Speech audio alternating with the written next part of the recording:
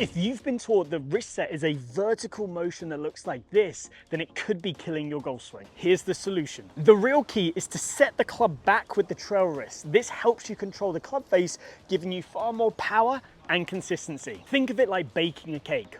1/3 is setting the club up with the lead wrist, but 2/3 is setting the club back with the trail wrist. That means the dominant motion is your right wrist. So if I put those two motions together, wrist set now does not look like this. Instead, it looks like this. And if I do that, I can now control the club face, swing back on plane, shallow the club, and deliver shaft lean. Now, if I bring you in nice and close, I want you to focus on my hands, and we're gonna look at the difference between setup versus impact. So if I start in this position, we can see a little bit of angle in that left wrist right there, and I'm talking about down the back of the forearm, all the way to the back of the wrist right there, kind of where the logo on my glove would be. And exactly the same for my right wrist, we can see just neutral positions right here, a little bit of angle. Now, if I then go to an impact position, you can see how my lead wrist has flattened and my trail wrist has gained impact. So essentially the difference between setup and impact is I start here and impact essentially is there with a little bit of shift and rotation. Hence why we move our wrists more in this manner. If we set our wrists more like this, suddenly now if I'm starting in this position and I set my wrists up, how am I supposed to get back to an impact position? Well, I would have to dump it down. Well, that then just brings me back to a position with zero shaft lean. They end up getting this lead wrist in a very cupped position at the top. This causes the club face to open. From here, you'll hit a lot of slices and just overall produce inconsistent results. Now let's dive into just a little bit more detail on each of the wrists. Let's start with the trail wrist. Now I want to keep this as simple as possible. So what I want you to do is just rest the club on the side of your body. We're not using the club right here. Let your trail arm just hang straight down. Now from here, you'll see my palm points slightly down and slightly forwards towards the target. In order to set my right wrist correctly, I want you to make sure you don't move your arm. I just want you to take that palm and set it back on itself so it points down to the ground. So you can see I set the wrist back on itself, the palm points down to the ground. This is literally wrist set, that motion right there. Now you might hear some coaches talk about loading of the trail wrist or loading of the trail arm.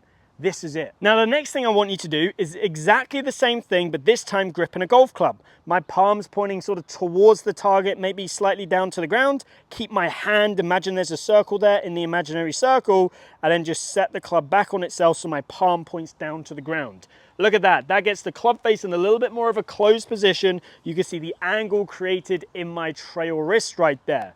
Now, if you are a golfer who struggles with an open club face, I promise you, you are not doing this movement. So you need to focus on how your trail arm moves. Now, the final stage is now just do this motion and then add a little bit of a swing in there and let that club naturally release on the way down, and you got yourself a golf swing with some good wrist set. On a quick side note, if you are enjoying today's video, please give it a like and the channel a subscribe. It massively helps me out and allows me to produce more videos. Let's get back to the video. Now let's talk about the lead wrist, and we have two focus points, the heel pad and the thumb. If I grip it with just my lead hand, I'm gonna feel like my heel pad pushes down on the grip as my fingers and thumb pull that club up.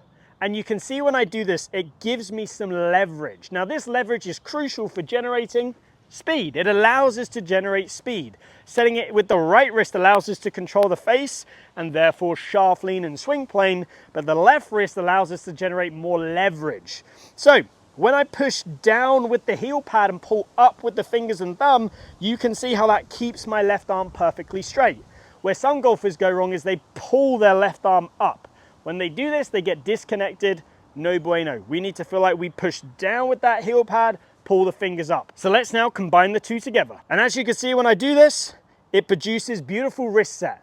Now the left wrist flattens. How? Think of a car pulling a trailer. The right wrist is the car, the left wrist is the trailer. When the right wrist pulls back on itself, it flattens that left wrist off. So that is how we generate this beautiful wrist set position. So let's now talk about when to set the wrists. Now in this situation, you have two types of golfers. You have golfers like Danny Willett and Rory McIlroy who like to set the wrists early, get it done, and then from there they turn to the top and just naturally release the angles out on the way down. Or you have your second category of golfers who like to set the wrist later. This is your Bryson DeChambeau, your Xander Schauffele. Now the biggest difference between these two is obviously when they set their wrists. But there is a key similarity. Now this key similarity is as they get to the top of the backswing, they pull the hands down very quickly.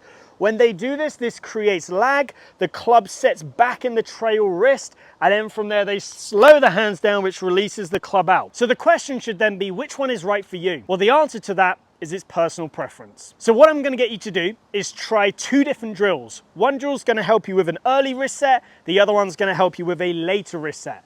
Give them both a go and comment down below which one your favorite one is. Now for those golfers who like to have a early wrist set, the exercise we're gonna do is a stop, check and go drill. Very simple.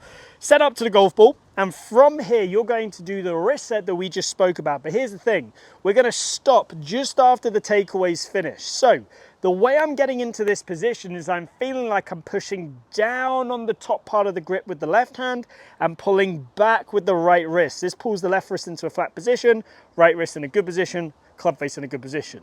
Now when you do this, you're just gonna check it, make sure it's in a good spot. Then from there, you're gonna look back at the ball, turn to the top and hit the ball from there. Great exercise just to break this movement down. So let me show you what it looks like. Step up to the ball, you're gonna do a little preset, check it, looks good, look back at the ball, and hit. Now let's go for a drill for you golfers who like to set the wrist later. Now this exercise is called a push back drill. Now it's not the golf ball version. This is with something with a little bit more weight. I have a head cover here. You can roll up a small towel, anything really that's gonna provide some resistance. Because what you're gonna do is take this head cover, place it right behind the ball. Now, for you golfers who like to stay wider in the takeaway and set the wrist later, you need two things. You need a more of a body movement to take that club back, and you need some momentum to allow the club to sort of flick back into the trail wrist. So the great thing about this is as you do this, because that head cover's there, and if I was to tell you to drag that head cover back, you're gonna see as I do this, how the hands lag in this position. Now, once they do that, once they have that lag, they would then have some torque to where you can flick the club up into the back of your trail wrist and then do your normal downswing. Here's what this one should look like. Now, one question I know that's going to be asked down in the comments section is it the same for a driver? Well, as a general rule, the longer the club, the longer it takes to set your wrist. This is due to the length of shaft and the fact that there are more forces and momentum going on here. So it just takes longer to actually set the wrist. So to answer that question, the movement is the same, it just takes a little bit longer. So that's everything you need to know about the wrist set. If you need more one-to-one help for online coaching on the Skillist platform, the link is down below. And if you have enjoyed today's video, please give it a like, and I hope to see you back here soon.